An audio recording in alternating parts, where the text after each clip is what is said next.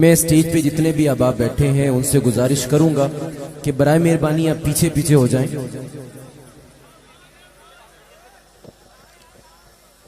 بھائی آپ اس طرح جائیں.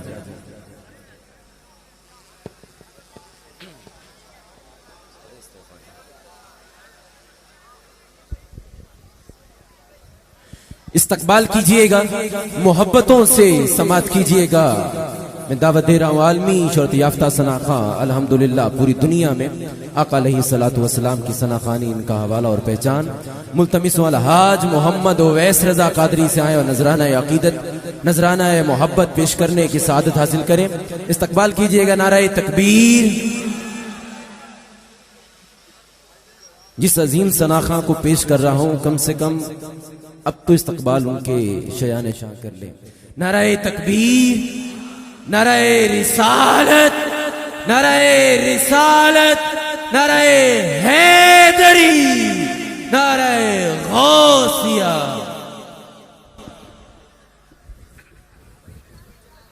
اعوذ باللہ من الشیطان الرجیم. بسم اللہ الرحمن الرحیم.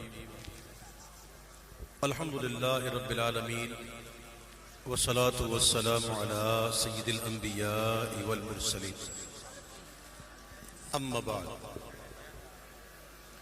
نہایت ہی واجب الاحترام میرے بزرگوں، نوجوان ساتھیوں، پیارے بچوں، پردے میں رہ کے سننے والی میری ماؤں، بہنوں، میری بچیوں، السلام علیکم ورحمۃ اللہ وبرکاتہ.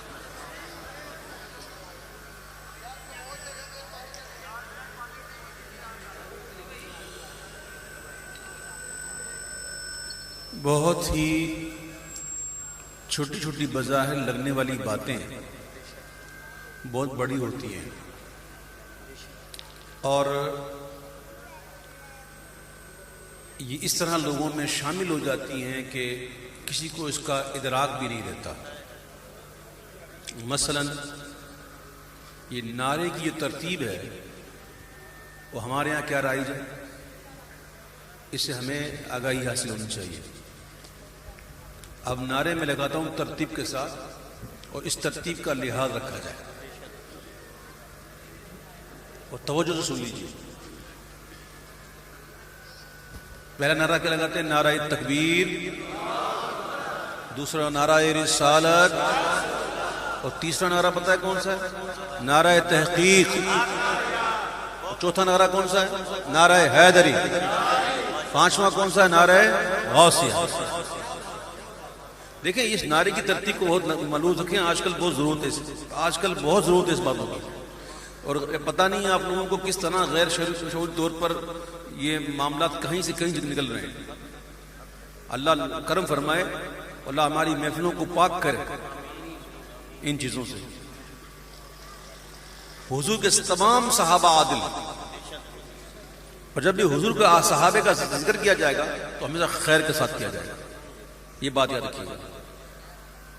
الحمدللہ ہم صحابہ سے محبت بھی کرتے ہیں اور حضور کی آل سے بھی محبت کرتے ہیں. ہمارے تو وارے نہیں آ رہے انشاءاللہ. کیا فرمایا جب حضور جانے کائنات صلی اللہ علیہ وسلم نے کہ میرے صحابہ ستاروں کی مانند ہیں اور میری آل کشتی نوح کی مانند. اور بھائیو، جب کشتی میں سفر کرتے ہیں نا تو راستہ تاروں سے ہی لیتے ہیں. تو میرے آقا نے جو فرمایا نا، سمجھنے کی کوشش کرو. کیا فرمایا حضور نے؟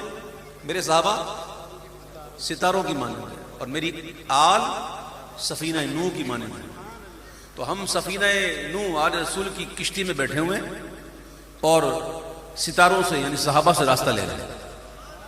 تو میرے امام کہتے ہیں اہل سنت کا ہے بیڑا پار، اصحاب حضور نجم ہیں اور ناؤ ہے عطرت رسول اللہ کی.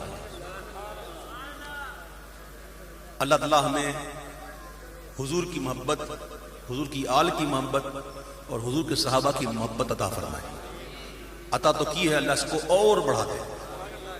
اور میرے پیارے بھائی، بہت ہی معذرت کے ساتھ یہ محفل کرنے کا جو مقصد ہوتا ہے نا، وہ سب سے بڑا مقصد یہ ہے کہ لوگوں کے دلوں میں حضور کا عشق پیدا کیا جائے. یہ ذکر جو ہے وہ حضور کی محبت کو بڑھاتا ہے. اور جب حضور کا عشق بڑھے گا تو لازمی انشاءاللہ عمل کا جذبہ بھی آئے گا. محمد کی محبت دین حق کی شرط اول ہے. اسی میں ہو اگر خامی تو سب کچھ نامکمل ہے. تو میرے پیارے بھائیوں بڑا ادب کریں، اور جو بیچ میں باتیں کرتے ہیں ان کو احساس ہونا چاہیے کہ کر کیا رہے ہیں، یعنی کہ کدھر آئے ہیں اور بیٹھا ہوا بندہ کر کیا رہا ہے، اور وہ اس کا جواب کیا دے رہے ہیں، شور سے، باتوں سے. تو پھر کہاں سے برکتیں ملیں گی؟ میں جانتا ہوں، مجھے یقین ہے، نظر آ رہا ہے کئی لوگ ایسے ہیں جنہیں میں نظر نہیں آ رہا. تو دیکھیں مجھے دیکھنا کوئی فرض ہے واجب تو نہیں. آپ آواز ہی سن لیں، اور جس کا ذکر کر رہا ہوں اس ذکر کا ادب کر لیں. پتہ نہیں کیا کہاں سے کہاں تر جاؤ ادب سے. اور بے ادبی جو ہے وہ بہت ہی بربادی لاتی ہے، یاد رکھیے گا اس بات. اللہ ہمیں ادب نصیب فرمائے. منتظمین محفل نے اپنی محبت سے محفل منعقد کی ہے اور لوگوں کو جمع کیا ہے، مہمان بلائے ہیں، نعت خواں بلائے ہیں.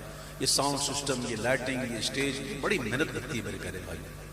یہ ایک دو بندے کا کام نہیں، یہ ٹیم کا کام ہے، اس کے اندر وقت لگتا ہے. تو آپ کسی کے اس انتظامات کو اپنے شور شرابے کی وجہ سے خراب نہ کریں. بتا آپ کو یہ کتنے چنیدہ لوگ ہوتے ہیں جو یہ محفل کرتے ہیں؟ آپ کو اندازہ اس بات کا؟ آپ دیکھیے محفل نعت میں آنے والے کتنے ہیں. جب بھی محفل ہوتی ہے جب میں غفیر ہوتا ہے کہ نہیں؟ اب بتاؤ کروانے والے کتنے؟ وہ چند ہیں. جو کرواتے ہیں نا وہ چند ہیں، جو آتے ہیں وہ لاکھوں ہیں. تو مطلب یہ ہے کہ یہ ایک فضل ہے اللہ کا خاص جو کسی کسی کو ملتا ہے.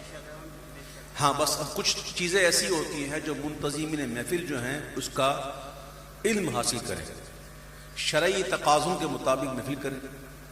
اور کسی مہمان کو آپ بلا رہے ہیں تو اس کی جو آپ خدمت وغیرہ کرتے ہیں اس کے مسائل کیا ہیں وہ بھی ذرا معلوم ہونا چاہیے.